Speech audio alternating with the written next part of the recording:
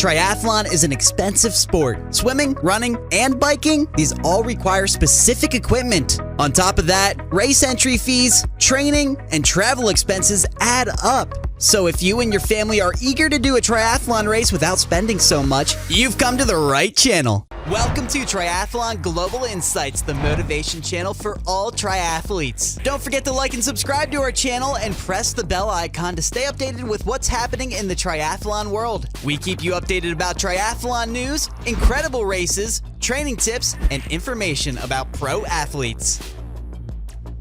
For today's video, we will be sharing some tips on how you can participate in a triathlon race if you're on a budget. We know that a triathlon is expensive to partake in. For instance, participating in an Ironman race costs between $700 and $900. That's only for a single race. However, if you want to join a few races without going broke, I urge you to pay attention to this video until the very end. We assure you that you'll learn a couple of secrets to save you some cash. Here are some tips to help you save money as a triathlete. Select the appropriate race for your budget. The major, high-profile races usually include stunning scenery, an extensive cast list, and a lot of praise for everyone who finishes. Unfortunately, they're also more costly to enter, costing roughly $100 for each Olympic distance spot, due to the organization needed, like road closures, mass sorting, and overnight bike storage. Here's the tip.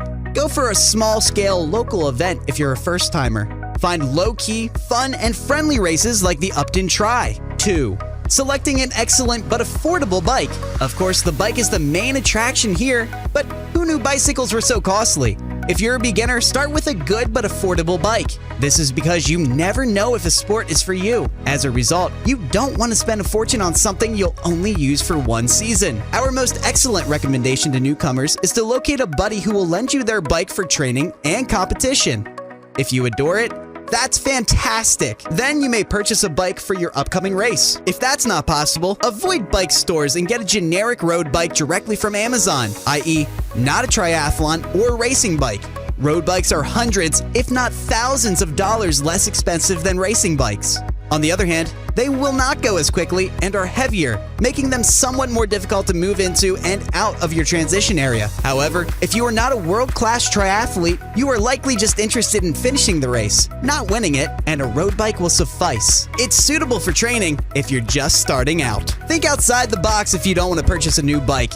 You are not required to purchase a new bike. That old mountain bike in the shed can be converted with a bit of spanner work. Your wheels, weight, and riding posture are the three most important factors determining your speed. If you want to make your bike easy to ride, you can get rid of things like mud guards, locks, chain guards, and pannier frames. You can also try a higher seat and shorter handlebars, as well as a more narrow grip.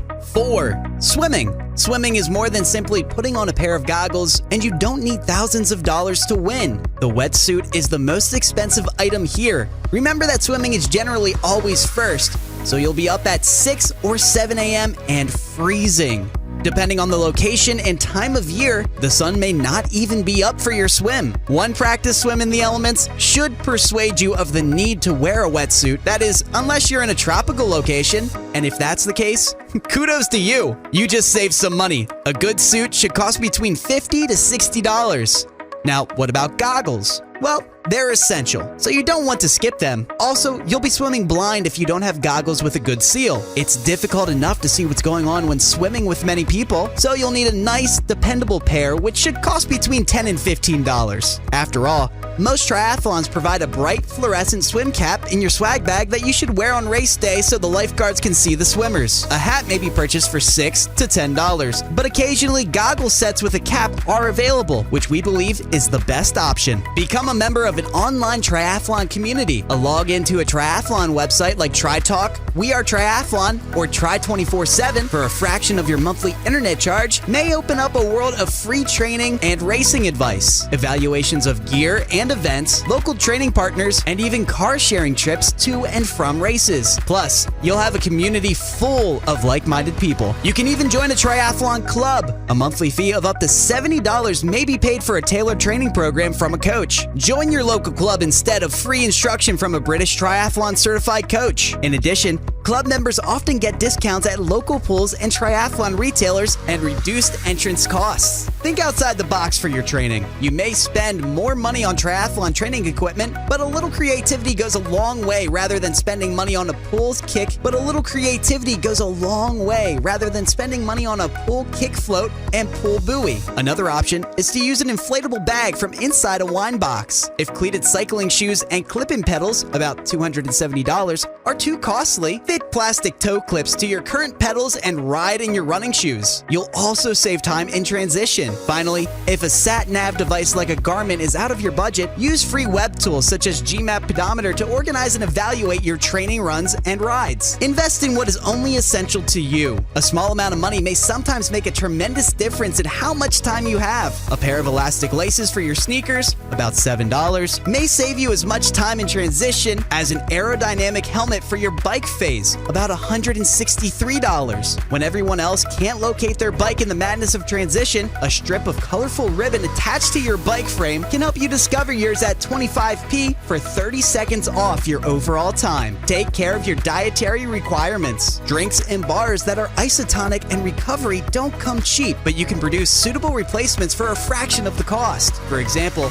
mix a third of orange juice with 2/3 water, a teaspoon of salt, and shake vigorously to rehydrate and energize during training and racing. Make a smoothie with semi-skimmed milk and cocoa powder or syrup for post-workout or post-race rehabilitation. Make your own low-fat, healthy flapjacks with oats, sultanas, apricots, and honey for those long training rides or races. Consider races that are closer to home.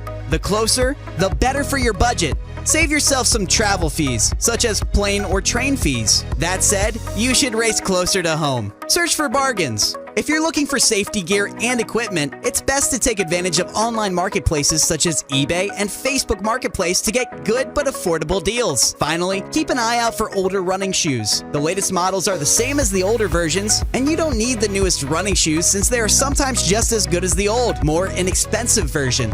Get the most out of your training time. Circadian rhythms are regular cycles of physical, mental, and behavioral changes. For example, they explain why some of us feel more awake in the morning, larks, and others in the evening, owls. According to studies, 10% of us are morning people, 20% are night owls, and others fall in between. While you most likely already know which category you belong to, you can quantify your self-assessment by taking the free morningness, eveningness quiz. And what happens then? Make sure to schedule your most difficult sessions when your circadian rhythm is at its peak. That's it. You may now start your triathlon race with these tips without even breaking your bank account. Thanks for watching this video. If you find this video helpful, you may like, subscribe, and press the notification bell for more videos like this. See you next time.